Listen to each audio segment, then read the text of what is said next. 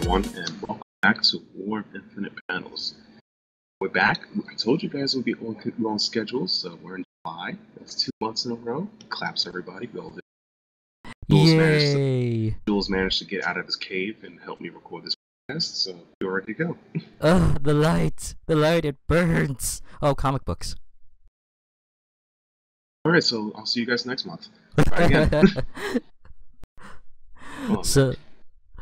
So yeah, we got a lot to talk about here, and if any of you thought that Marvel was still going to keep reigning in, or you thought, oh, we were going to have two very consistently good companies, the big two were going to be consistently good for once at the same time.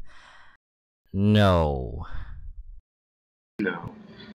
If you guys don't know what we're referring to is go to CBR and other websites. The sales for June 2017 came out. We're looking at them, and Attack of Spider-Man clearly stomped sales. I mean, every Spider, it's mother trucking Spider-Man.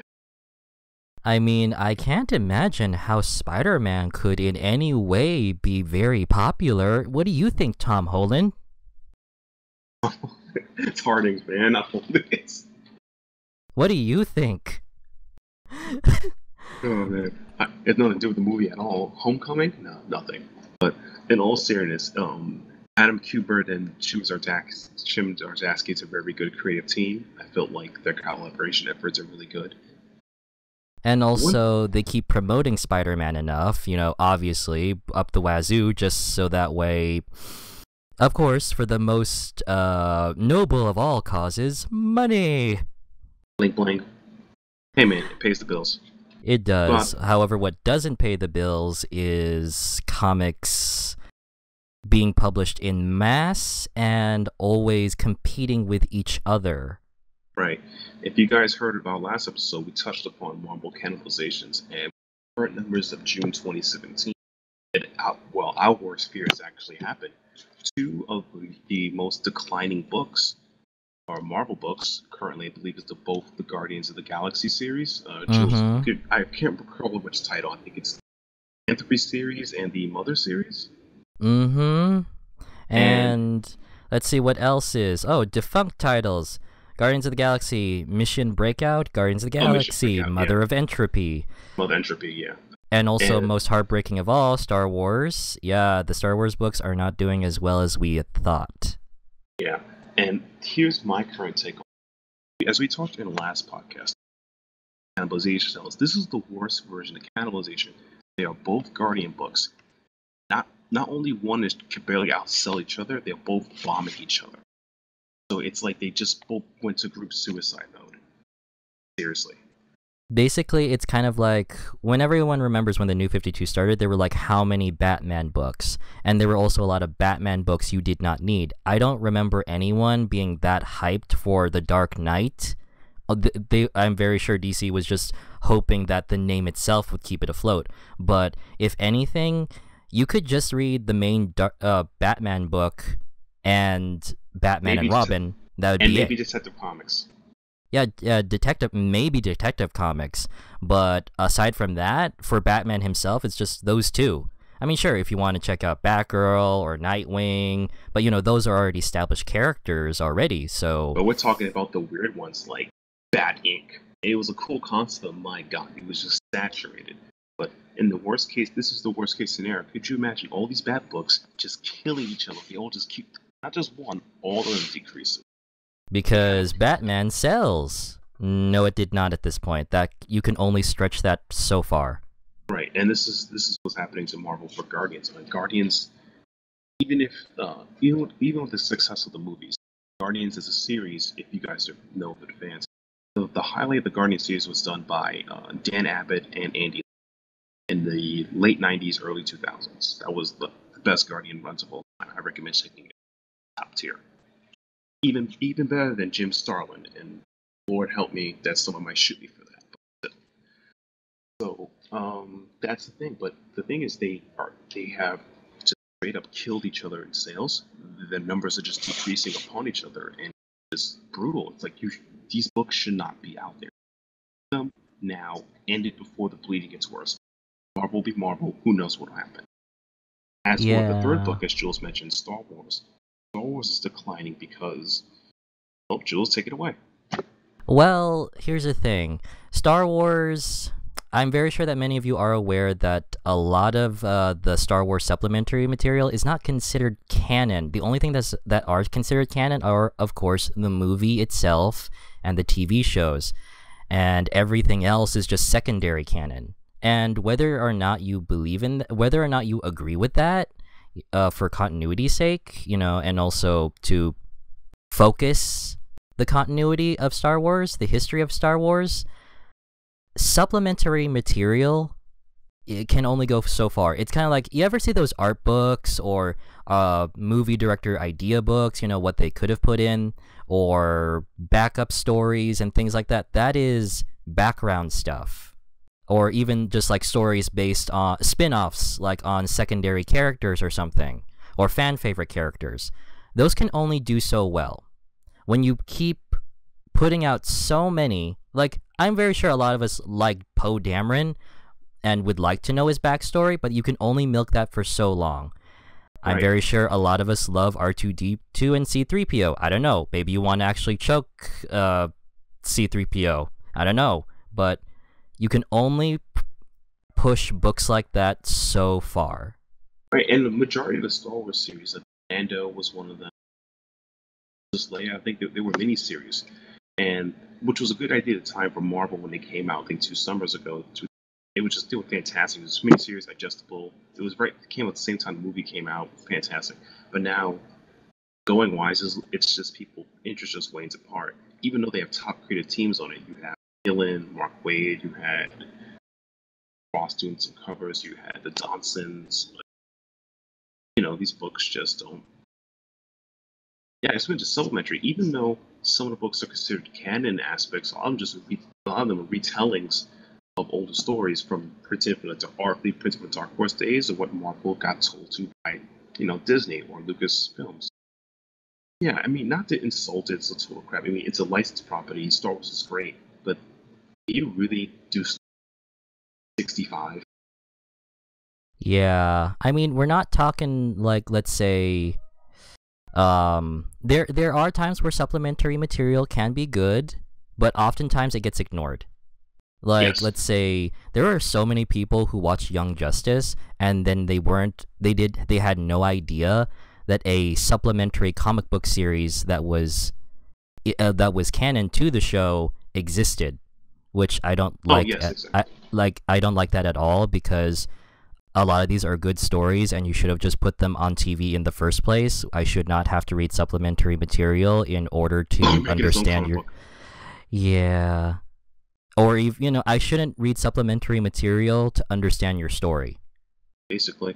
And the worst part about it is that when DC did that, which makes me grind my gears and bang my head against the wall, is why.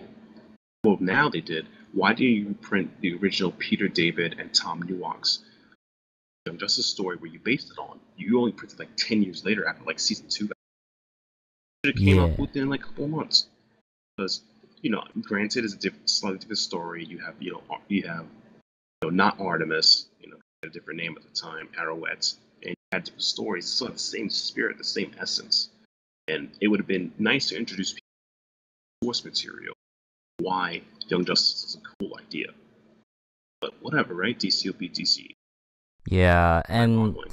again, supplementary material gets ignored. Like, the only time I've ever heard supplementary material getting like the spotlight would have just been the Mark Millar's work on Superman the Animated Series comics tie-ins. Yeah, I think he got an Eisner Award for that, but that is the only time that I've ever heard of a tie-in or supplementary material getting that much praise. It's very rare. I think Paul Dini's animated Batman comic they're reprinting now also got this. Well, yeah, because again, Batman sells. Right, and Bruce Timm, so I mean, And Bruce Timm. Man, yeah. how every woman looks like a supermodel and every man looks like a. Okay, that cannot be his actual chest. Hey, I want a chest like that too someday. Okay, please don't break my James Jules. But when Batman and Superman have the same character model, it's kind of strange. Hey, Look, don't you want to be a Man of Steel? Dark Knight's chest and the Man of Steel complement each other.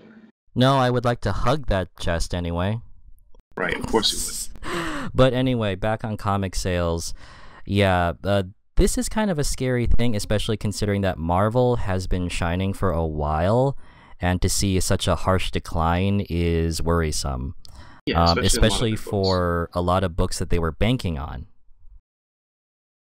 which you think would do well, but this is where marketing, has to apply. Like, you think, oh, it's done via popularity. No, it's done via sales. Yeah, and it's just like, yes, they're pumping issues, yes, they're doing et cetera, but, Does the supply meet the demand? Basically, yes. And the weirdest part is that on the opposite spectrum, he with only one particular book, as Joel's been the goddamn Batman, he's been gaining sales. So he's kind of building momentum. He's getting more readers, but not enough to take over the Marvel dominance.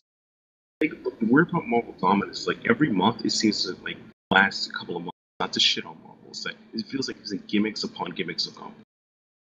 I think a couple of months ago, USA Avengers was number one selling comic. No, not series, comic. Number one sold because of all the 50 states. This month, it's Spider-Man number one, Spectacular Spider-Man, because of all the variants. Variants and spectacle sales, Spider-Man. So it's like, I don't really ever see, like I said, last couple of months, I never see a top-selling Marvel book that wasn't selling because of variants and or gimmicks. It's like they're winning because brand new car smell, fresh comic smell. And also, I think while it is a sad thing to see that that's how a comic gets noticed, marketing does play a very big role in how your product survives. You want to push it out there, but you also want them to see the quality of it first. So it is a sad thing, but it is how do I say this? Marvel just have better marketing. Just have better marketing, and it's like they're willing to do gimmicks and themes. And another wrong can set sells. Problem is it sells once. You can't trick this. Fool me once, shame on me. Fool me twice, shame on you. You're not gonna fool me twice. Yeah. Actually, yeah. And I got nothing against that, but it bothers me because it's like, what's the trick? What's the new trick gonna be next month? Gonna have what smell and peel covers to sell. Well, at least with Marvel's marketing, they tend to be subtle, whereas DC, it's obvious. Like, remember when they did the selfie covers? Oh, jeez. Yeah, remember that? At least the Halloween variant covers I get. It's October, so that's fine, but really? Selfies? Yeah. Okay. Or remember when Zoom Zooms were a thing and we kept seeing Zoom Zooms everywhere from Marvel? Some of those are pretty cute, though. Yeah, that's at least subtle. And I can't believe that there is a Marvel Zoom Zoom comic where the Zoom Zooms meet their Marvel counterparts. Oh, wait, remember one time when Harley Quinn became, so she was like, everyone's get it, Harley Quinn. Yeah. Yeah, DC needs more better thematic themes and marketing. I think one of the best variant covers they've done in a while was the Looney Tunes covers. Those are pretty cool. Yeah, those were great. Oh my gosh, I think Bugs Bunny dressed as a mermaid trying to court Aquaman. That is my favorite. That is the stupidity of it. I loved it. Yeah, I mean, I think that DC needs to be better at thematically things. Like, for example, Marvel, when it comes to variants, outside of getting, even if they don't get top name artists, the themes are fantastic. Like hip hop themes. In the future, later down the line, if you guys don't know, Marvel will be doing rock album themes. But I think the main problem here is that Marvel is publishing far too many comics that are eating themselves alive, and also they're not promoting them in the right way. right, or better yet, they all fringe on each other's spaces. Like, how many young teen books we need to have? You have X-Men Blue. Nothing against Jean Grey. Like, why would Jean Grey need a solo series and Yeah, I X-Men think Blue? Jean Grey is also losing sales too.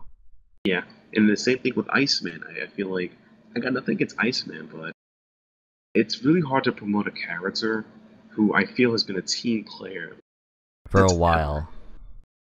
Yeah, and he hasn't had a solo series in like years. And we mean years, like before I was born, 'cause I'm old. It's like a few decades. Yeah. But So, I mean, I do like the fact that we're paying more attention to secondary characters. I mean, everybody knows who Cyclops is, or who Jean Grey is, or Beast, or Professor Xavier. That's fine. But when you're competing with all of these X-Men books, yeah, the it's kind of you kind of get worried that a lot of these books get put in backstock or they get sent back, right, and or we and and we then the retailers are stuck with them. Another yeah. Like one X-Men book that's declining, which makes me sad, is Generation X. At the same time, is like technically speaking, we do the market we do in Marvel's market pool do have a lot of young teen books or young adult books. There And are a that's a good lot. thing. That's always a good thing. But in However, we this don't want scenario, them overshadowed. We don't that want them to be overshadowed by, well, this the other, mountain of stuff. Like they have to sift through everything in order to get it. yeah, I mean, you have this. You get some Generation X, Mm-hmm. X-Men Blue. What else is a young? Technically, the champions. Yeah. And then, if you want to count the solo characters, you have Miss Marvel. Yeah. May have Gwenpool technically, I mean, which is more comedy, and they're all kind of in the same fringe space. Well, I don't really worry about teen books getting in the way of teen books. I'm more like worried about the bigger name titles, like, you know, the main teen books getting in the way of the solo series, and by extension getting in the way of the teen books. But Yeah. it depends on some characters' popularity. Like Wolverine was always able to pull, or in this case, Old Man Logan. He was always able to pull that. I'm surprised that's losing sales too. I think it's because people are adjusting to the creative shift. I mean, you went from Jeff Lemire and Major Sorrentino to Ed Brinson, who's a good writer, and Mike Deodato Jr. I think it's a switch because instead of this is the one time I'm pro rebooting the series. Dude, Jeff Lemire is amazing. His run was great. Should have rebooted it to #1, or give it some time, let people chill, and then go on. I think it's too soon to put it to #1 because remember there was like a bit of a stage where Marvel kept renumbering everything. I mean, I'm Oh starting. God. Yeah, remember that with Marvel Oh jeez. Now? Marvel now, all new, all different. Marvel now. It happened like every. Few It happened after. months. Yeah, it happened after pre-Secret War event when that was Axis or what, like Axis, and then it happened at Hmm. Wars, and then I you're even right. You're right. It's too. Yeah, let's not have a repeat of that and confuse people. And also, I'm also kind of thinking about like a parallel here. Remember the speculator boom when Marvel went bankrupt? That was the '90s. That was wicked bad.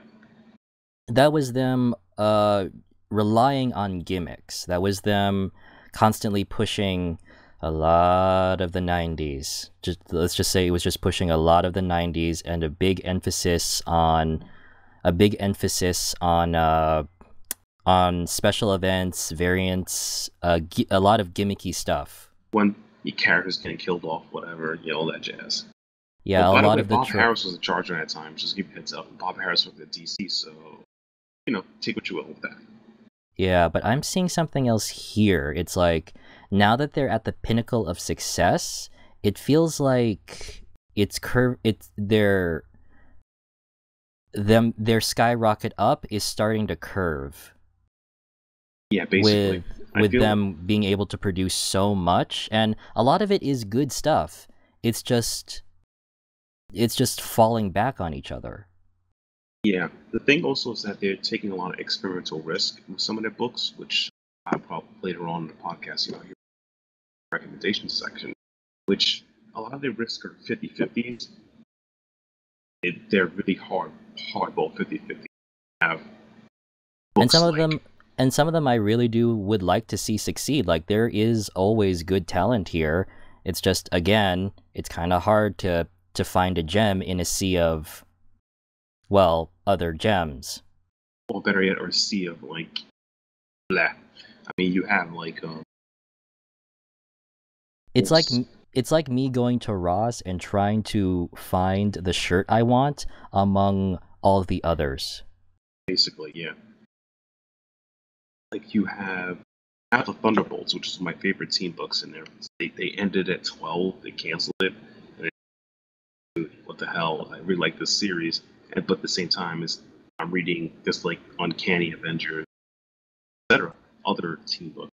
Avengers. It's like technically speaking, you can do without Uncanny. Maybe USA Avengers. I'm not trying to. I love Al Ewing, but it's like if there was less team books, I think Thunderbolts could last at least 24 issues and not that cliffhanger we got at 12.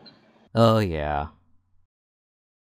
It's such a shame whenever a team book has to die when it's just getting good, isn't it? Yeah, and I think that's the purpose you point out. It's like you found this gem and to see everything else, and it's like, nope, not happening. See you later. Yeah, although one of the books I'm okay with going down is Secret Empire. I wonder why You're a monster. I wonder why.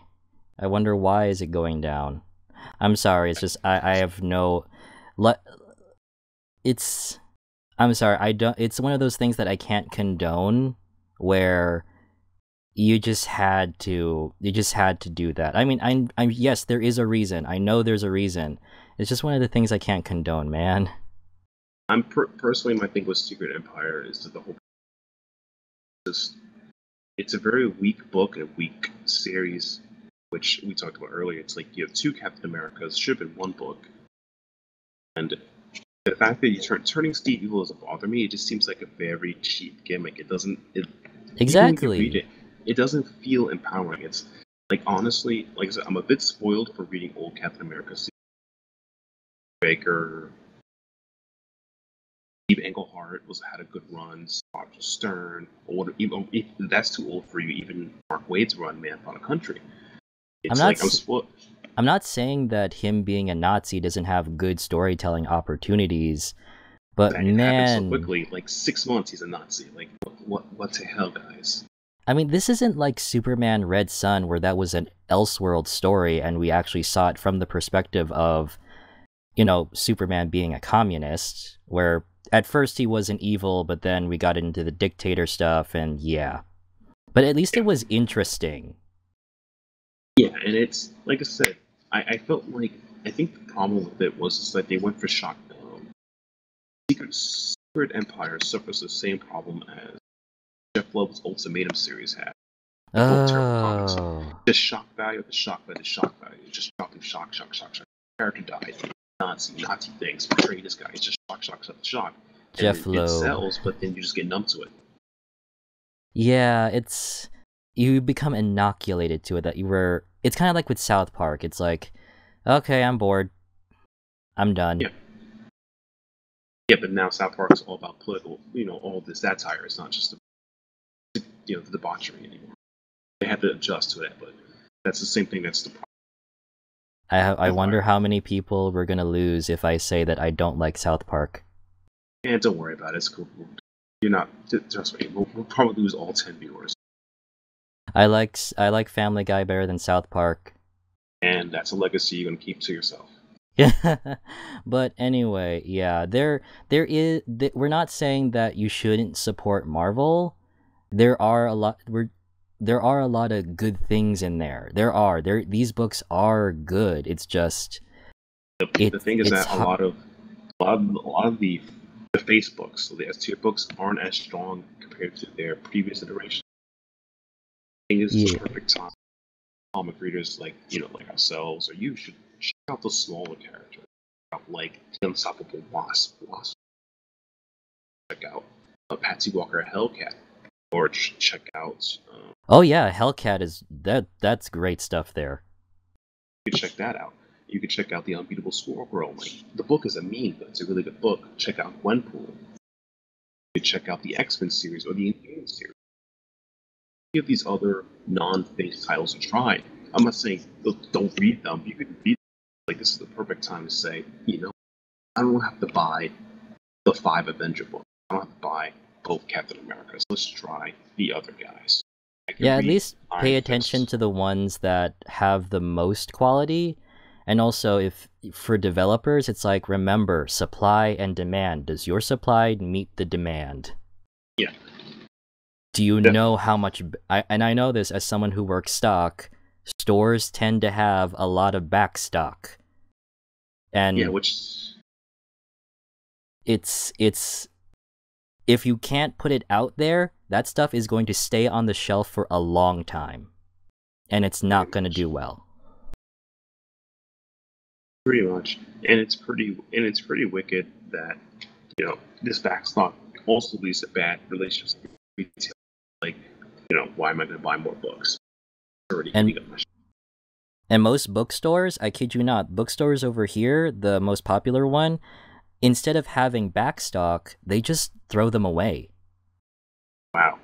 That is sad. When they can't move certain things, it's either they move to the $5 bin or they get thrown away. True, which is a terrible thing. Anyways, moving on to less depressing things. Yes, to things that have yet to be saturated. Yes. Marvel has announced a new Legacy line. Legacy Stories, which is somewhat exciting. It's going to be the current roster meeting the past roster. So Marvel be Marvel. This reminds me a little bit of Heroic Age. Things got a little wacky when Bendis was writing every Avenger book, and they're like, okay, we gotta bring it back to classic stories. So they made this thing called Heroic Age, of just being classic heroes again, which is a somewhat Silver Agey, but it's still kind of modern. It was okay. It's like that, but less preachy. Like, when Miles Morales met Peter Parker, that was preachy. Spider-Man, that's preachy. Yeah, So I you don't guys should think accept. I don't think it's like them being preachy was the problem. I think it was just the way they were talking at the time. You can have a message, it's how they talked at the time. Yeah. And It's like if you were to see like the Silver Age stuff, there's always massive amounts of word bubbles. Lots of overdramatic dialogue. It's just how they talked at the time. But yeah, I'm also excited for this too. I'm always encouraging people to see more of the classics things, and as they say, you learn from history is important. We learn from history, and also sometimes it's awesome to look back. Like, that's why I even invest in like the archive books, where they take a lot of their origin stuff and then just reprint it into one giant volume, and it's great. Marvel's been doing that with soft covers known as the Epic series. It's actually a huge fan of the Epic series as an old school guy, because when you buy it, you turn to the back and they put a volume number, and they tell you like what in the years it came out. So basically, you buy. Perfect example, you could buy Daredevil. I'm a huge Daredevil guy. And like this came out in 1982, 1984. This is volume 12. And it contains issues. And they actually tell you, and because they package it properly, you're technically reading like at least 3 to 4 years or a year or two of issues that contain this storyline, and that's it. That was the reason why I could now. I read, I think, Captain America, Man About Country. I think that was volume 12. That was like a year. Mark Waid's run, Captain America, and like that's a good run. Like I can just give this to a friend and says, "Yo, you don't have to worry about it. No homework." It's a very Marvel's new archive system, Epics, is really good. I recommend it for people who want to do some research or backdrop on certain characters or things they don't understand. Thor series. If you don't understand what Ragnarok is, there's a couple of Epic collections that has it. I think the one with Ron Mars. RuneQuest is about Ragnarok, which leads towards Walt Simon's run. That out. That's a whole me blabbering about archive system. I'm a fan of it.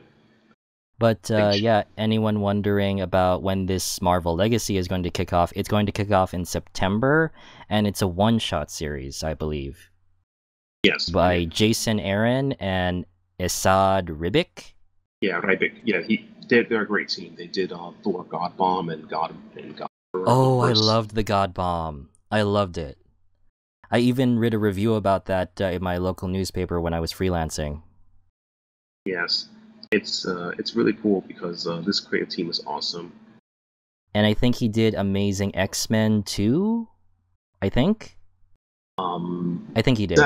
Rybic also did Secret Wars with Jonathan Hickman. Was that before? And that's Secret Wars, the second one, guys. That's the second one. I hate how we have to clarify that now. Yeah. It's not the original with Jim Shooter. This is the second. We have to clarify that these days. Comic book pain, and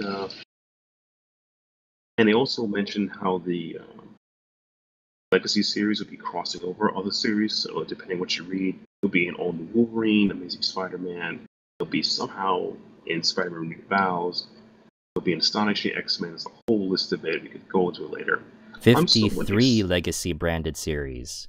Exactly. I'm somewhat excited for this. At the same time, a little bit skeptical. My skepticism comes from the fact of, I guess my fear is that they're going to use the classic heroes to tell the comic book community, like, these new heroes are cool. You should like them. I'm like, I have a feeling it's going to be preachy. Not it may happen. It won't happen. It happened before, and during the heroic age, and it also happened in Bendis' Spider-Man, the first one. Peter Parker met Miles Morales, and he told real Spider-Man, Peter and I would be, etc. And I'm like, that was a little too preachy, but whatever. But I think it's really cool. Jason Aaron and Esad Ribic is a fantastic team. So faith in this 110%. I feel like we should have seen this coming, though. It's like, you know, with the X-Men coming, the past X-Men coming to the present, X-Men 95. I feel like we should have seen this coming. I don't think X-Men 92 they came into the mainstream already. I don't think they're in their own universe. Are you referring to X-Men Blue? Because they're the 60s X-Men. Yeah, we should have seen, but again, we should have seen this coming. True, but I feel like we should have seen it coming, but we also kind of a little blindsided by it because, as you and I were discussing earlier, Marvel's been just throwing so many books at us, so it's hard for us to pay attention. It's like, stop throwing comics at us. Ooh, Marvel Legacy. Exactly. Ooh, a piece of candy. But even though, yeah, this is, again, Marvel, remember, supply and demand, dang it. Yes. But don't worry about it, they'll have like 20 variants we're all going to buy. I might as well use my gift card now. At this point. And speaking of next legacy titles and gift cards, you should probably be saving gift for what's currently happening in DC. They're doing DC Days, I believe, and Days. Yeah, Dark Days.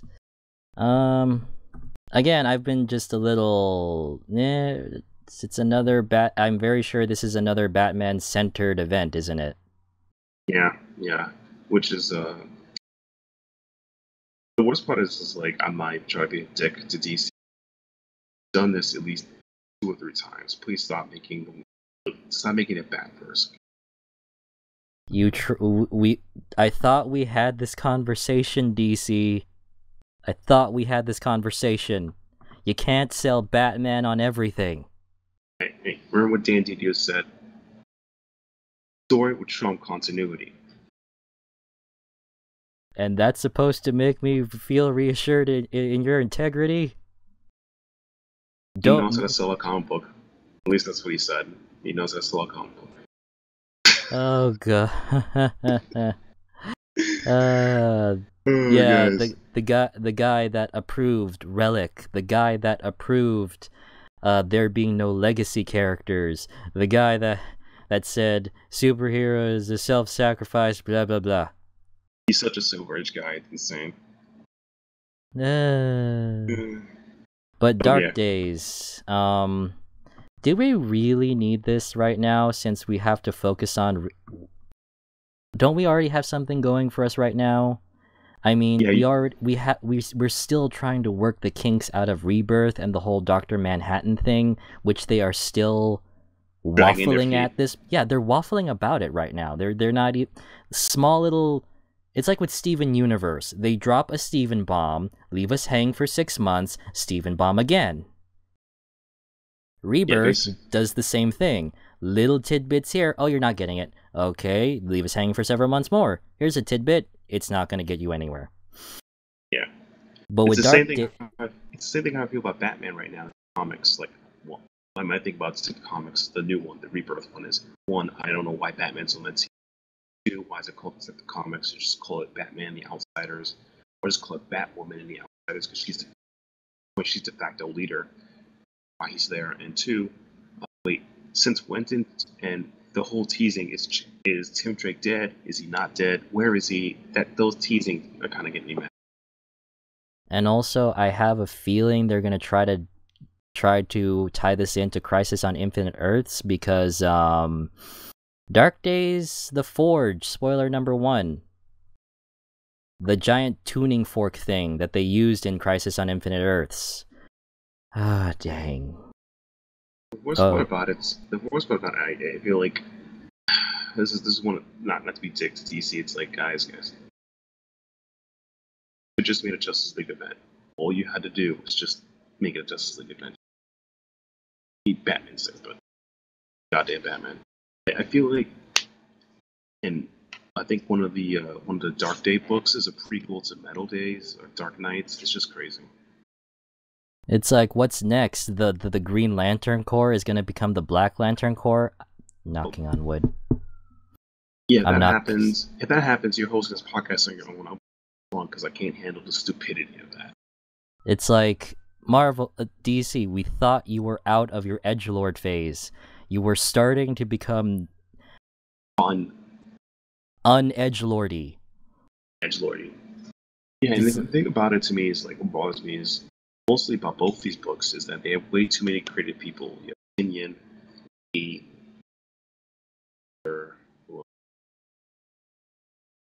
Romita Senior. I mean Junior. Sorry, Romita Junior. It's Junior. Yes. Romita Junior. You have too many people on this book. Why do they keep doing this? Because star power. That doesn't sell. Not like all seriousness. I'm not trying to diss the average comic book reader.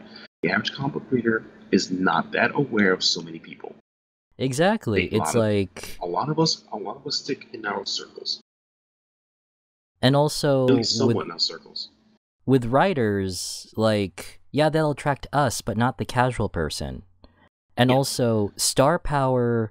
Okay, guys, star power, when you're referring to that, is to your guests, the people who they're going to see, the people that a vast majority of people are going to come see. Who is that? The superheroes. Yeah. Those are the ones that will attract people. Yeah, like, for example, like, believe it or not, I have never read any of James Tynion's comics until Detective. I know he did Batman Eternal, and I think he also did Batman and Robin Eternal. I did the Eternal series.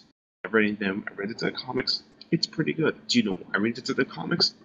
Believe it or not, I'm a Cassandra Cain fan, so I'm hoping she pops up. She does pop up. She's somewhat relevant. So I'm like, yeah. Sorry, James. Not to be mean to you, James Tynion IV. I'm reading a book because you have. Sorry.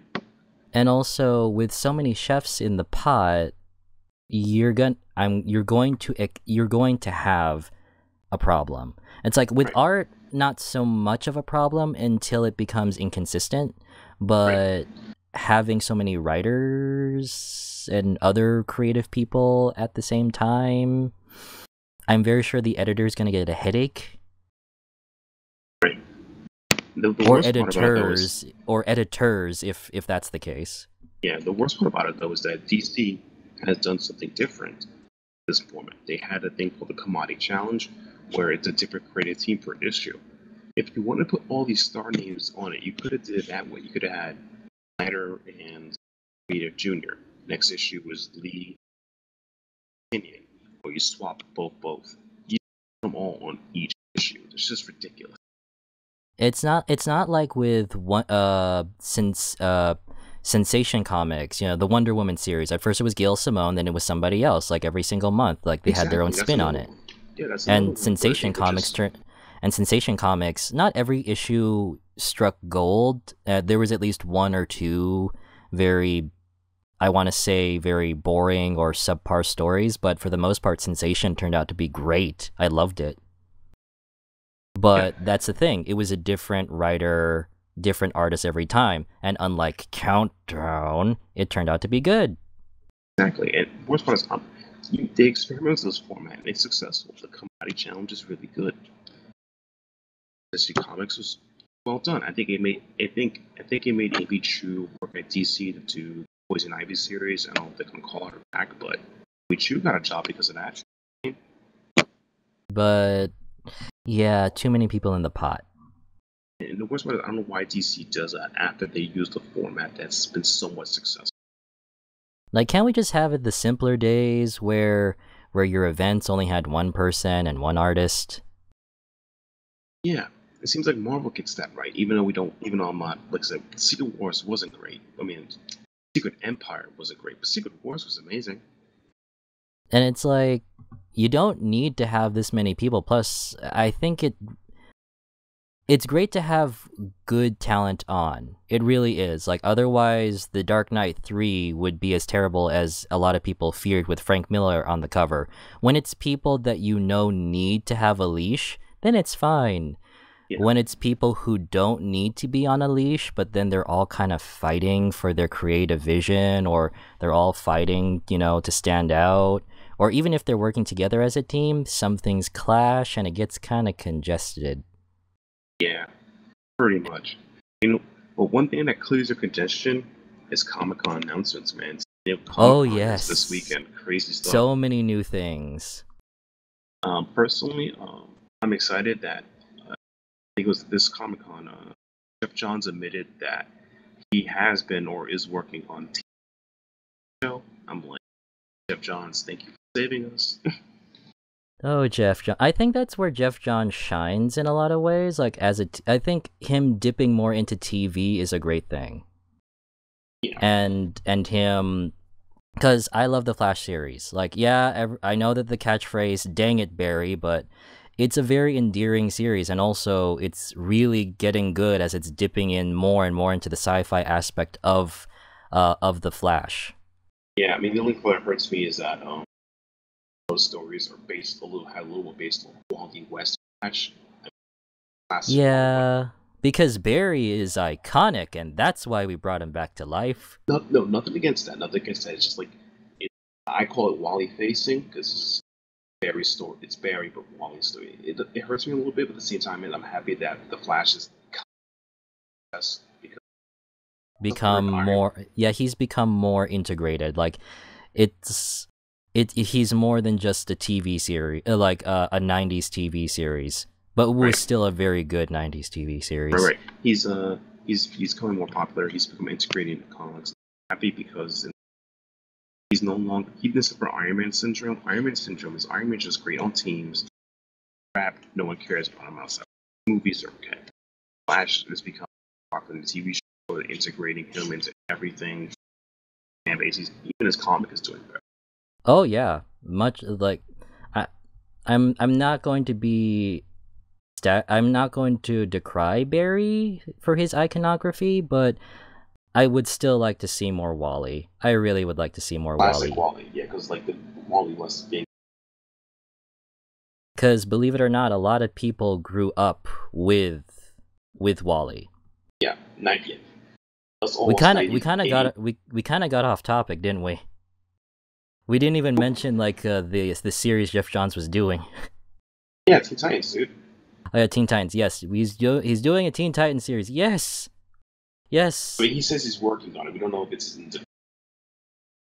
Please let this be please let this be Aqualad, aka Tempest, and Dick Grayson, Robin, and Wally, and Donna Troy, and Speed. Please let it be that. Don't be that Judas contract crap. It's promotion 101 for that. But another thing, but that's one announcement that happened so far. A big one. There'll be more along the way. I think Jules will probably be creating a video on YouTube soon if he has free time and hopefully not crying from all the terrible things I'm making him do. Well, anyway, that's knocking on wood. Knocking on wood. Right. So one thing, there's other future announcements I'm looking forward to in San Diego Comic-Con. I'm looking forward to. I'm seriously looking forward to a lot of Marvel now series. Or are they going to answer? Are there going to be wave of cancellations? Are they going to listen to fan feedback? Marvel's been more appropriate. Same thing with DC. Well, in comparison to like DC, Marvel tends to be a better listener than anything. And yes. I mean, when people were clamoring with the X-Men back, they gave us the freaking X-Men, even though like Generation X and Iceman and Jean Grey aren't doing it well. They gave it. They said, "Hey, you want X-Men? We'll give you freaking." But when it comes to like DC, the only time that they'll listen if it's a massive, very loud, angry feedback. That's the only time they'll ever listen, and that is a sad thing. So Marvel, it's a good thing on their marketing department that they actually analyze things about their fandoms. Sometimes it's good, sometimes it's really bad and lowbrow. So you're saying if you and I scream loud enough, they'll finally let Batwoman girl in the issue. Anything is possible. Might even marry someone. Do this. Everyone at San Diego Comic-Con scream, make Batwoman gay again.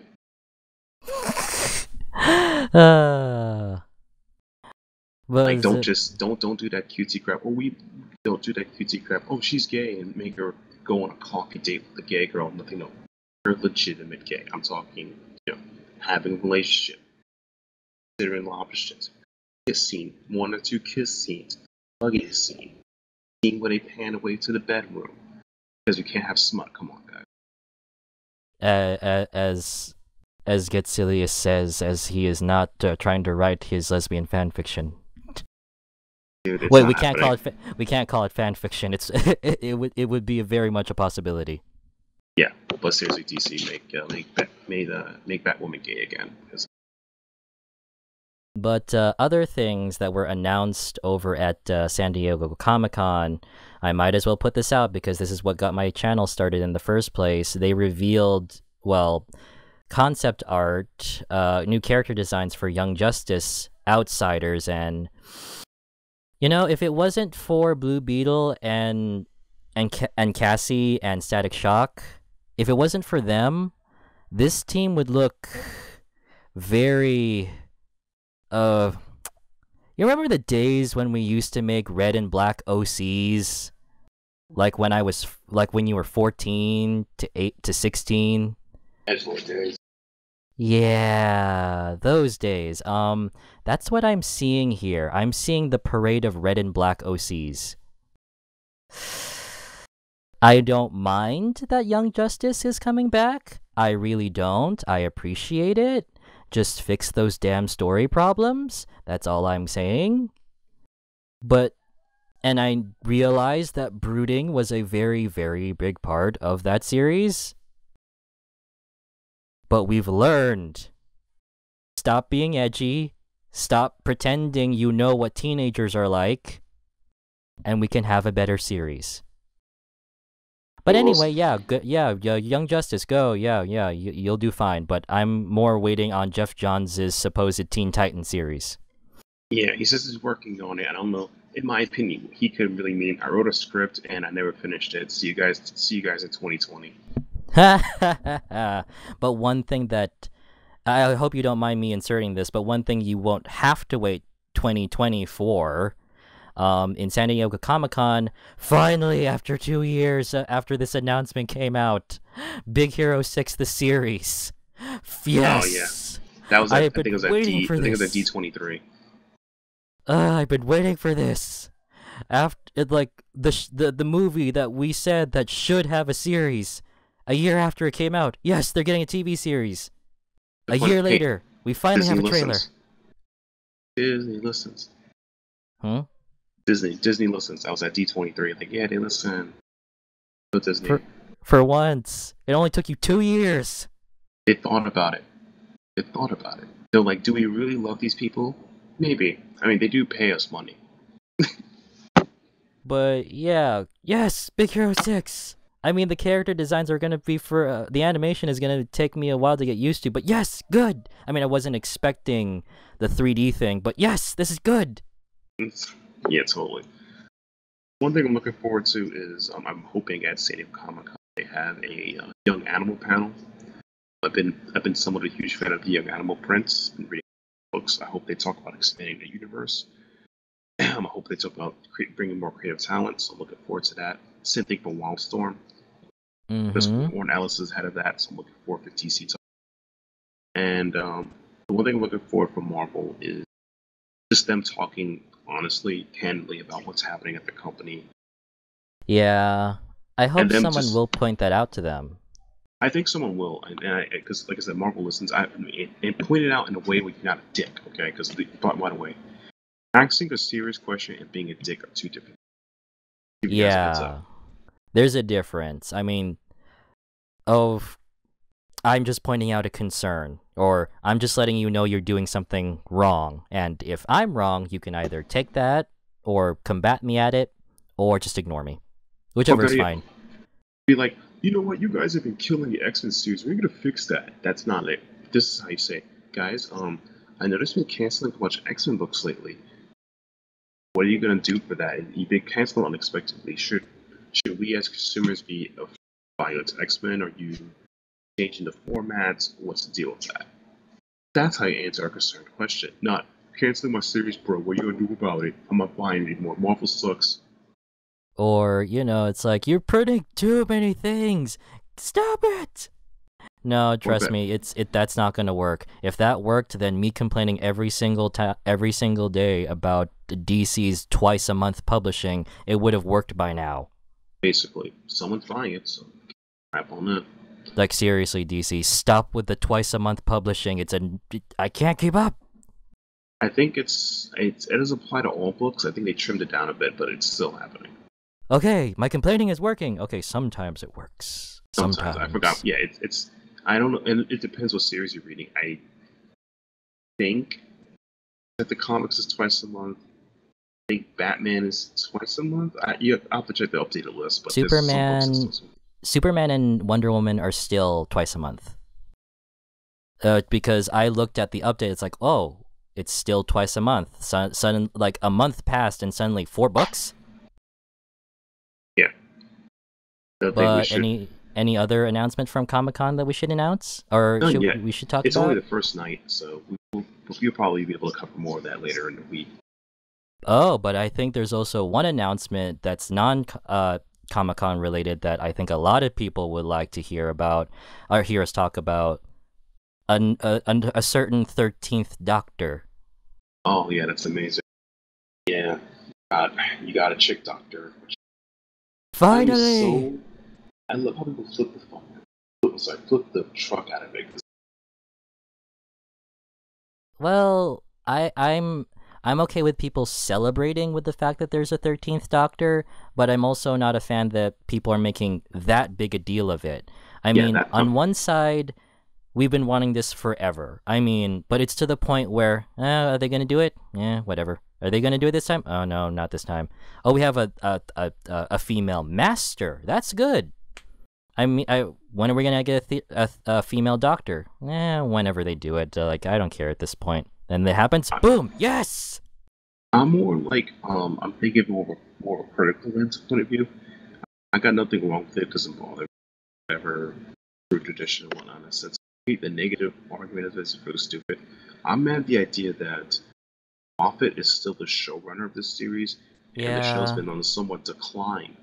So this change doesn't mean anything unless they change the direction of the show. Because you know, you went from Eccleston, which was dark and brooding, and Tennant was more vindictive, to timey-wimey Matt Smith and Matt weird Smith old man. was Matt Smith was well, he's my doctor, and he was.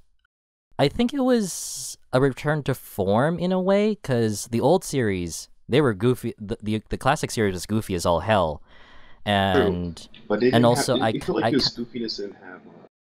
Not to cut you off, it was didn't have substance. It was just look at me be silly. And it's like, dude, what the fuck is but this? there was at least a story, and also you did at least care about the characters. For uh, first writer, I forgot his name. Moffat.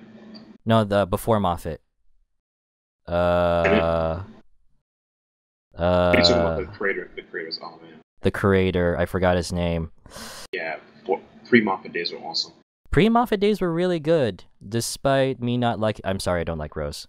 I like Donna. No, I like Donna. basically same. But with Stephen Moffat, he can be a really good writer, and also when he's working beyond the bounds of normal space, he can even tell very emotionally engaging stories. But he doesn't tie his loose ends all that well. And some of the stories come off a bit preachy or so Not on the fan nose. dominoes or too fan oriented. The whole I universe wants you to live, Doctor. See, this whole time bubble was really so you can live. I'm I like, actually kind of liked that, but hated yeah, I that could see. 100%. Yeah, Hated that. I. The thing with Moffat is sometimes he doesn't see his loose ends, or when you think really really hard about the story itself, yeah, you can start seeing the holes. Like Moffat, Yeah. stop trying to reinvent the Daleks. It's not going to happen. You saw what happened with the Paradigm Daleks. It didn't work. Or when Yeah. they're a parliament, or when they forgot the Doctor. Oh, that's undone the next time we see them. Stop trying to reinvent the Daleks. When you I hated reinvented that the because Cybermen, when they oh reinvented the jeez, Cybermen, that wasn't even Moffat. That was Neil Gaiman. you No, do it really, once. that Neil Gaiman had to come in to introduce the more fan favorite episodes. But again, that's Neil Gaiman. He can do what he wants. Do you know who he is? Neil Gaiman. Yeah, I love it. But with Moffat, I think yes, he's starting to unravel more and more as 12 series drew closer to a came closer to a close. Like Yeah. after the whole arc with Clara, I've after Clara's departure, I feel like that's where Moffat is starting to unravel. Yeah. There are still good episodes, but not everything's hitting home. No, that's what's like. I don't like the 13th Doctor. She's a phenomenal actress. She has like a good career. I'm not gonna deny. But my major fear is the same thing with the 12th Doctor. He was a great actor, great career. And there's a lot to love with 12, Yeah. The but writing, Moffat needs to go. exactly. I agree. I felt that way since Smith. I can't believe like that. The whole world wants you to live, Doctor. I'm like, dude, really? I only just like the emotional aspect of it. I Oh, do know that the science behind, like, well, it's Doctor Who's science, but even just the thought behind it is very weird. I And hated the also, writing to it actually because it's like you're telling me that I'm like the whole. It was like the fan. It was he was like telling the fan, so yes, I want to live because I'm also like, dude, chill. Doctor's got to solve his own problems, man. This is I I did like the name of the Doctor, the one before the anniversary one, where it showed the effect of the Doctor not existing, how detrimental that would be. I liked that. You know, stars are literally fading out of existence because he no longer exists. Like, I liked that, showing the impact of, not just thousands of people crying out versus, oh shit, we're erasing the Doctor from existence. What have we done? But yeah, Moffat needs to go. yeah, he has to go. Moffat, you had a good run. Your series, believe it or not, is actually no. 11's run was considered the most successful out of all the Yes. modern day series. But I think it's time you need to go. Let someone else have the reins. Yeah, because I feel Unless like you, Ultra Decide, Doctor, phenomenal acting career. There's not much you can do with the production, and I feel like I don't want the same fate to happen to 13th Doctor. The And third, and if she fails, it's going to be a huge blow. It's going to be a huge blow in the Doctor Who community. yeah, Minus politics, of course. yeah. We've a lot of fans asked for an older Doctor again, since we've had such young people play the Doctor for a while. And that was 12. And that was 12, and I liked the idea behind him. You know, he's an honest to a fault kind of Doctor. He's the one who will not be afraid to be blunt with you. He's a curmudgeon-y old man. Although I did like how he met the first Doctor. Stop trying to pull at my heartstrings. I see what you're trying to do to manipulate my fanboy heart. Stop you it! know what? I'm not calling the Doctor free this time. I'm just gonna let him die. But yeah, if you get to next time you get a fanboy heart attack, I'm just not let it happen, and that'll be the end of the podcast. no, I nearly had a fanboy heart attack with that Doctor Who special with the William Hartnell tribute episode where 11 was in the same room as him. Yeah, that was good. But yeah, the 13th Doctor as a woman. There has to be a scene where the 13th Doctor where the Doctor has to question his new anatomy. There has either she can brush it off, like, oh, I'm a woman. Finally, I wonder what this is gonna be like. Or she could just freak out. It's like, I have these. What's my hair? I'm finally a woman. Yes. Oh, my hair. Wait, hair. This hair is amazing. Or oh, that's different. There has to be. I will wait for that. But as for what kind of character she'll be, will she be a nice one? Will she be more outgoing? Or will she be vindictive? Or will she be blunt like 12? Or will she be actually caring? You know, something like that. Like what kind of... The trailer just showed us that, oh, it's a female Doctor. But we can't gauge that much... Yeah, I'm gonna go with that she is a nicer kind of Doctor, considering that 12, you both love him, but you also want to sock him in the face. I'm hoping they make her like 10, 9, and 10. Because try being nice for like doctors and work again. But we can't gauge that much from this trailer. Like, if we saw like an actual trailer... Like, actually, I can't even call this a trailer. I call this an announcement. A reveal. An actual trailer. Like, can we see bits of her personality in the field? Like, her interacting with humans and aliens and stuff. Or getting used to the TARDIS. And chances are the TARDIS model is going to change.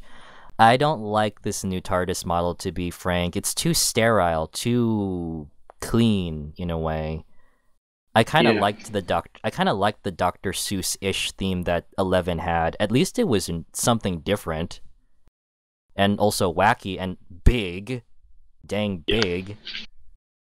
But this new Doctor, I'm hoping that her character will be good. And we're not just going to focus on the fact that she's a woman, because come on guys, there's more to a character than just her naughty bits. My major fear is this is going to be right. This is going to be the coattails of Marvel. Since he's still producer, writer. Damn ad. Yeah. Sorry, damn ads. But what was your fear again? Sorry. 9 and 10, dude. Eccleston and Tennant. They were my boys. So your fear is that Moffat may ruin it again. Yeah, because of the fact of the direction he went with 12 and 11. I don't think it's the direction I feel like how to run the show. I don't think he should be running it anymore. There are a lot of good ideas. So shortly. Yeah, I know. Like I don't think it could have been because of his character, because we've had the Doctor being mean before. Yeah, and the thing is, let's be for real. This was an accomplished actor, so he brought everything to the table. This production, the script brought to him. Everybody loved the fact that he was coming on. Yeah, a lot of us expected that he would be swearing. Yes, but like I said, my major beef is I think it's definitely Moffat's design. I don't think Because as great as we have a new female Doctor, it's fantastic. No, we got a new Doctor. Always great achievement. I was like, still the same showrunner, so we're gonna see the same bag of tricks. Those tricks aren't impressive anymore.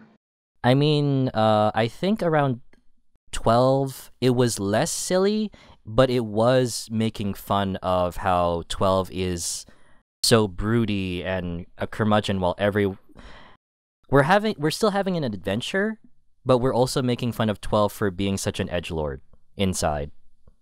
Yeah, well, not an edgelord, more like broody McBrooder pants.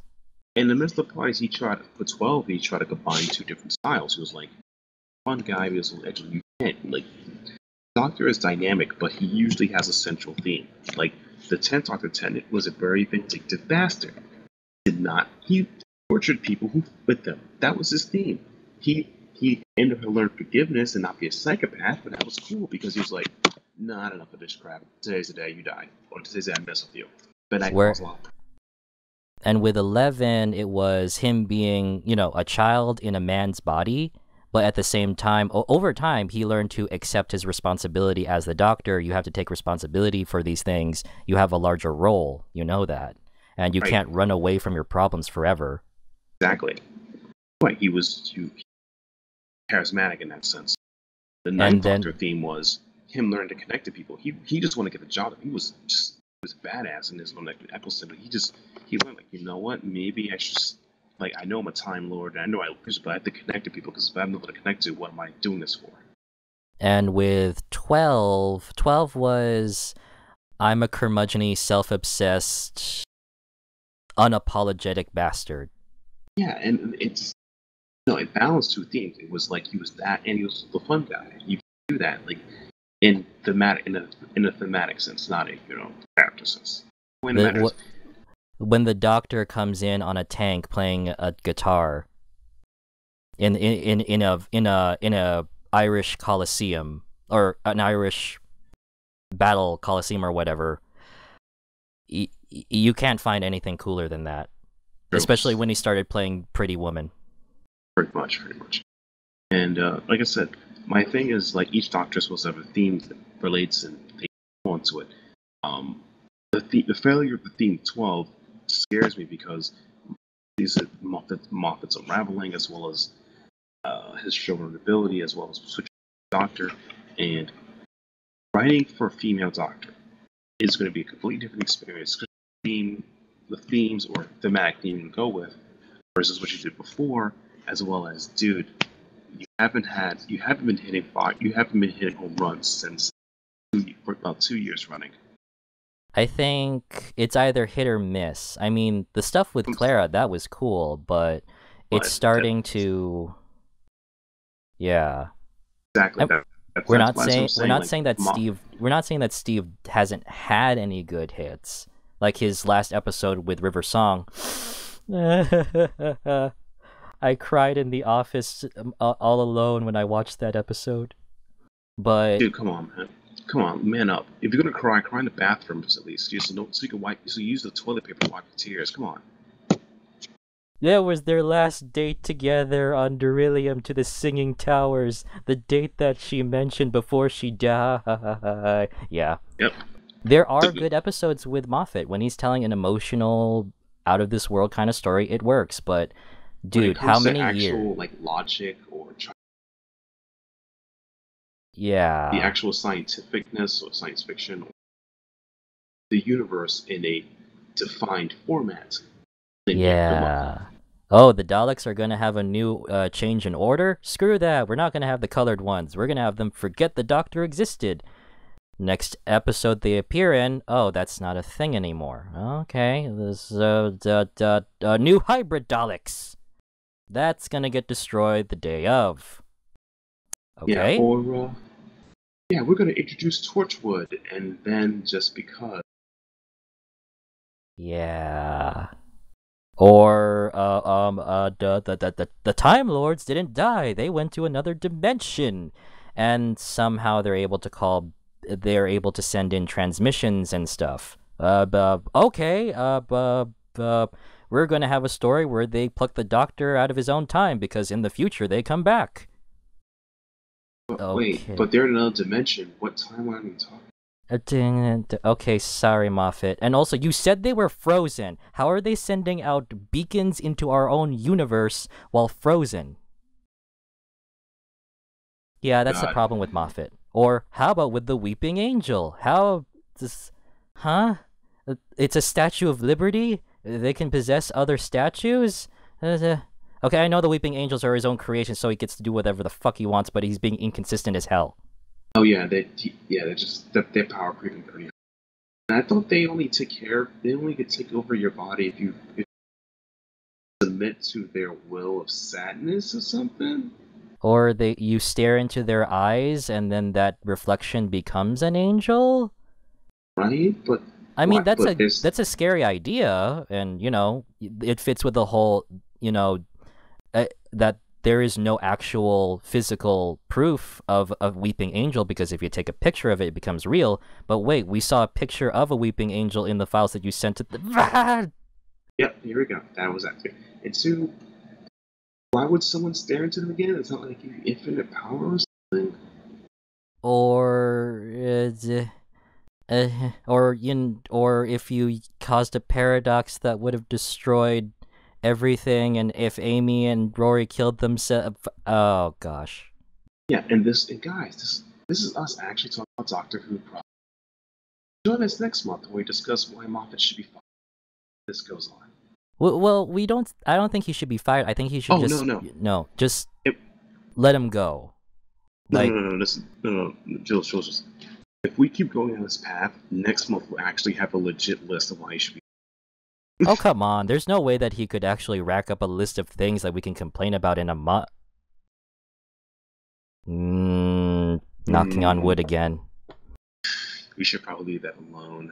But yeah, Doctor Who, female doctor, great. Let's see what kind of character she'll be. Come on, BBC, give us an actual trailer, not an announcement. Believe it or not, might be at San Diego Comic-Con. Yeah, that'd be great. This is the perfect time. Just you don't even need to do that much work. Send out a press release and send them the video. Pretty much. Yep. And now this is to close all of our hopes and fears. Doctor Who, DC, Marvel, Image, and they're going to publish it in Comic-Con. We're going to do the most painful thing we're going to do this month. We're going to recommend some books too. Yay! And let's see. Now, is it okay if I go first? You go first. Yeah. I'm gonna go look up the Moffat thing so we can fire him next week. You're gonna start up the Moffat cannon.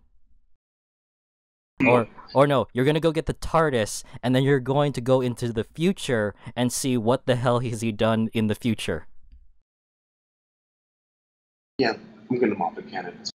Okay, so my first recommendation, again, I've mentioned this before, that there are a lot of things that Marvel is doing right now, but you just have to sift through a lot of it, and a lot of the good stuff tends to be overshadowed by a lot of the team books and the main stuff.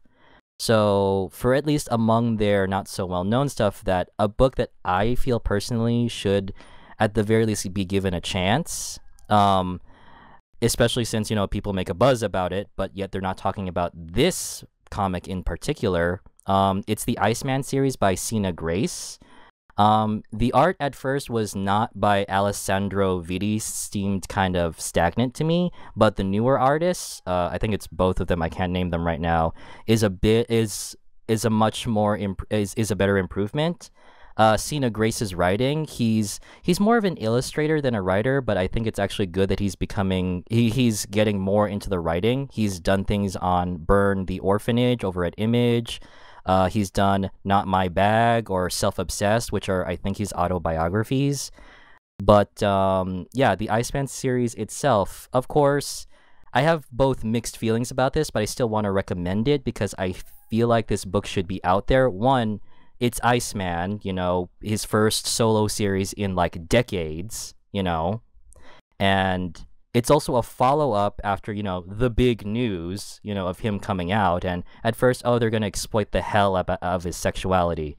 And in a way, it works. It's actually okay. I mean, in a way, this is the next stage in his development, like him coming to terms with, who he is, this new revelation, even seeing his younger self go on dates, like, wow, I have to figure myself out. I'm going to eventually have to tell my parents, who are already difficult enough as it is. And a lot of this stuff does kind of hit home for me, like talking to yourself in the would-be dialogue that you wished you had with your parents when you realize who you are. And also, it's still Bobby. It's still Bobby and who he is and the people he interacts with. It's just a day in the life of Bobby. It's just this new element that he has to come to terms with. And also, he sees Kitty. Yeah, that wasn't. That was. That was awkward. Yeah, he Very sees new awkward. Kitty, older Kitty, not the Kitty he knows. Yeah. So, going on a mission with your ex-girlfriend. No, your future ex-girlfriend. Remember, he's young Bobby.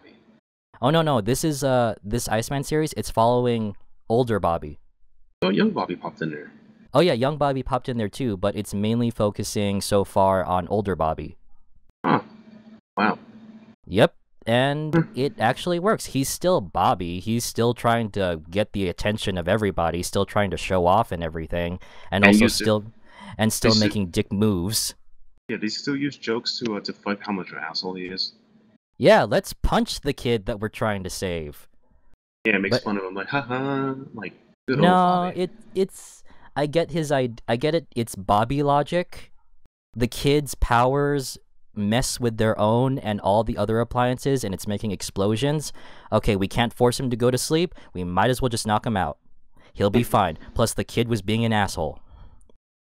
It's Bobby logic. Somehow, but it worked, and it was funny. But yeah, the artwork in the second issue gets a lot better, and as in the next stage of development for Bobby, just him coming to terms with it, while still showing what it's like to be Iceman, in the day in life of Iceman, while he's still saving mutants, still trying to be a teacher and setting a good example, and also the people in his life, because I don't think we talk about Bobby's parents enough as it is, or his own personal life. Which is something that you get into with a solo series, like what is their personal life like most of the time? Or even just, since, this is new information about him, okay, let's go see our exes. Let's go on a mission with our ex. But it's very good. It's a very good way to introduce this new aspect of who Bobby is while still being Bobby himself. Do you have to be the center of attention all the time? No, do you have to take a selfie with the people that you just encased in ice? It's still him. And it's fun. I mean, the action, how it's illustrated in the first issue is subpar, but it's still good. And I think Cena Grace, since I feel I have to do more digging on this, but he's done some LGBT-related work, so yeah, this is, again, a good thing. So yeah, Iceman number 1 and 2 by Cena Grace. I rambled too much over a recommendation. Well, you are recommending something, so they should probably go and buy those 2 issues. I'm going to be choosing 3 series that I've been reading. One of them is the new Hulk series by, make sure I pronounce the name right because my English is terrible. It's Mariko Tamaki and Nico Leon as artists. So it's a pretty fantastic series. I've been reading it. It takes place for She-Hulk after Civil War. Somehow lost the ability to transform, but she's also dealing with the fact that, spoilers, Secret Wars, Bruce Banner's dead. Her cousin, her essentially brother, like it was very close, affected her deeply and emotionally. And learning how she lives with that, as well as learning what the hell happened to her powers.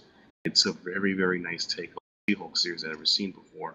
I've seen her treated as a confident sexual debutante in John Byrne's series. I saw her treated as both Breaker in the same essence. I saw her treated her as detective in parts of Dan Slott's run and Soul Run, but seeing her in this light, it hurts me a little bit because I always remember her as a beautifully confident, tall green woman, and now dealing with trauma like this is pretty heartbreaking, but it's also beautifully well done. Riko Tamaki Leon has done an amazing job for the story so far for the first 6 issues, and Check out the first trade.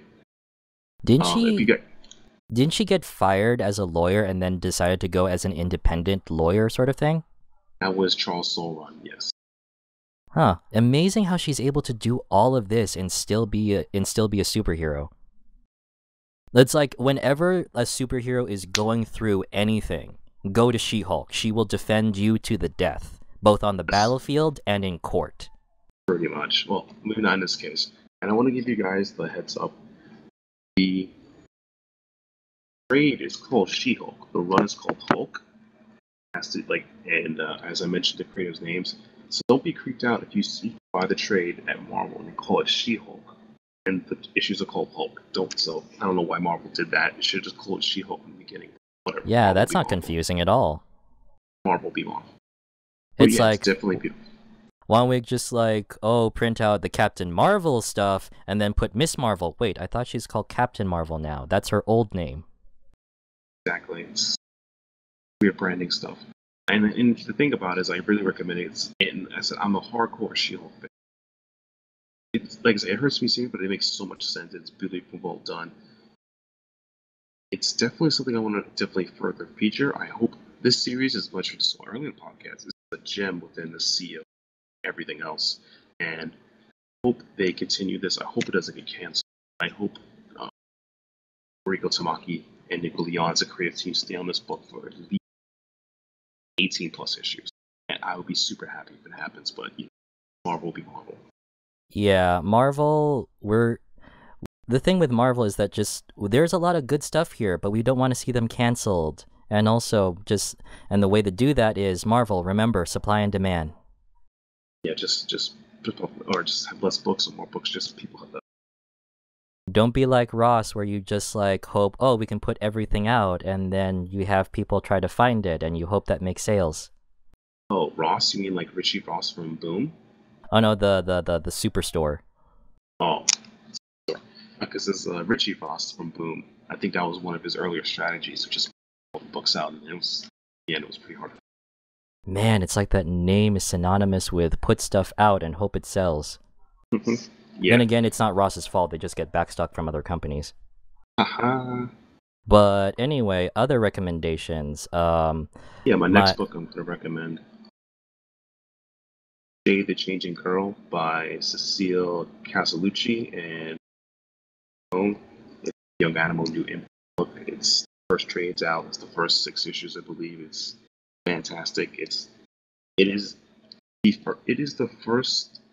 I want to say it's another young adult book, but it's the first one written in an adult perspective and deals with a lot of mental madness phenomenon. It's very cute. It's very cute and quirky, and it's dark because it takes a while for you to realize what happened to the person. Jade over so much shade, the bodies she took over, and it's kind of interesting. It's a very dark, hipster-ish slice of life book about being a human girl that you never wanted to be. It's really cool. And yet it looks so bright and vibrant and colorful. Yeah, that's Molly Zacone's art style. It's amazing. And I definitely recommend this series. It's like I said, it unlike Gotham Academy, where the pace is off and it doesn't build something, this pacing is perfect. It builds up to something we're all definitely looking forward to. Never heard this creative team. I think I've seen Molly Zacone's art on a series in his effigy before, and that's about it. Definitely my second book I'm recommending. Jules, passing this on to you. My second book, and I guess you can those who have stuck this long with us amazingly can tell what my next recommendation might be. Superman issue number 23, and I recommend this because things really shook up in the Superman books recently, and with the whole Black Swan group, how at first you think, oh, they're gonna be a happy family, that they're just gonna live in secret and everything, and that'll work out fine, and Clark will still be Superman because they don't know he's from another world. No, in issue 23 or in recent issues, it shows that it has not been as happy as we thought. They have not been in hiding as well as they thought. And in fact, the people around them, minus the superheroes, they were not to be trusted in to begin with. the moment you see monitors of them and footage of them interacting at home, someone has been watching them for a long, long time and just waiting. And this is where in this issue, or in the issue before that, is where it really I'm looking for the right word here. It really gets serious here, especially with that ending, to see who is behind it. Yeah, it's kind of weird to see him again, but it's still so good. The fact that they thought that they were safe, that Clark and his family thought they were safe. They thought they were keeping a low profile. They thought that they could trust their neighbors. Turns out that wasn't the case at all. And also the fact that in the previous issue, Batman and Damian were captured. The fact that not only were they able to get the drop on Clark and his family, they were also able to capture... Black Swan was able to capture Batman and Damian when they were just visiting. That things in this issue really got serious, and that ending was still great. And also, everybody can tell that I really love this series as it is. Peter J. Tomasi really knows how to build suspense in a way, while at the same time you get to love... I think that's his style right in this book. He gets you to love these characters as much as you can, that they're a happy family. Then boom, something happens. And I love it. You really do love these characters to the point where when something happens, something monumentally... How do I say this? Monumentally challenging happens, and you really worry for them, and that you're scared for them. Like when Mr. and Miss Pitlick came in, and oh crap, John is gone. What are we gonna do now? We've dealt with this guy in the past, and it never ends out good. With Black Swan, it takes all of the happiness and think, okay, we can't live here anymore. We have to get out. We have to get John. We gotta get Bruce. We gotta get Damian and get the hell out. And also, forgot the artist's name. The art here works very well. I've complained in the past that whenever it inks too hard. But here, with the darker atmosphere, it works. So, kudos on Peter J. Tomasi and artists that I have forgotten right now. Patrick Gleason and Doug Mankey. They yes, swap Doug them out in between. Mankey. I could never pronounce his name. Doug Monk. I almost... Monkey, yes, it works very well. I don't want to say it right either, and sometimes I don't want to say monkey.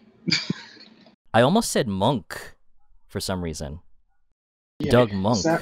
Doug is cool. but yeah, Superman issue number 23. I'm sorry if I'm not being as articulate with my comic review / recommendation. I don't have a script in front of me. You have a script? You're a fraud. Yeah. Oh yeah, like a whole bunch of comedians who usually script their jokes before the show. A lot of comedians script their jokes before a show. Wait, time out. Are you saying comedy is rigged? The fix is in? Yeah. Yeah, Gabriel Iglesias just scripts all of his jokes. That's what stand-up comedians... That son of a fluffy bitch. Well, that's kind of a thing. It's, you think they just come up with all that on the spot. No. They kind of have to. They kind of have to prepare themselves for it. You think Amanda Sykes or even Jeff Dunham himself, like, all of this is scripted. Especially if you hear it enough times, you know it's scripted. Or let's see, the most incendiary of comedians. Forgot his name. The guy who said, I have a right to my opinion. Yeah, well, you have a right to your opinion? Yeah, my opinion is that you have no right to your opinion. Forgot him. Oh, that British guy I know what you're talking about. But yeah, that's my recommendation for it. So yeah, I hope you guys enjoyed my unscripted rambling, and also the folly that Marvel may happen. And yeah, at this point, we're just waiting for the next reboot, aren't we? Yeah, at this point, they don't even say them as a reboot. When's the reboot? When's the next soft reboot? Oh, please. When's the next Secret Wars? It's going to be called Legacy Wars. I swear to God. Or since we're taking names from previous existing events, like when's the next Chaos War, or when's the next Secret Invasion 2? God, what's next Siege? Yeah, when's Siege 2? I hope that doesn't become a thing. Please don't let that become a thing. No. And anyway, guys, thanks for listening to our podcast. We'll be back next month with a reboot and firing Jules Chan and replacing him with Steve Moffat, because he's going to need a job when we're done with him next month. No, I would love to make fun of Steve Moffat if he was on our show. Okay, Steve, what is your obsession with reinventing the Daleks? Because he's a Dalek, dude. It's all obvious now. I know it! He's a Dalek drone. We're going to see an eye stalk pop out of his forehead. That'd be scary as fuck. That would give us ratings, though. Wait, really? That's gonna boost his ratings? Not the writing. Just screw it. That's probably a Dalek eye stalk popping out of his head.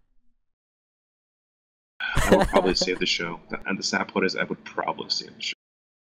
Oh, you just admit it. That would actually bring in a lot of people to just see a Dalek eye stalk emerge out of Stephen Moffat's head. Yeah, I would probably DVR it, knowing myself. Put it on YouTube.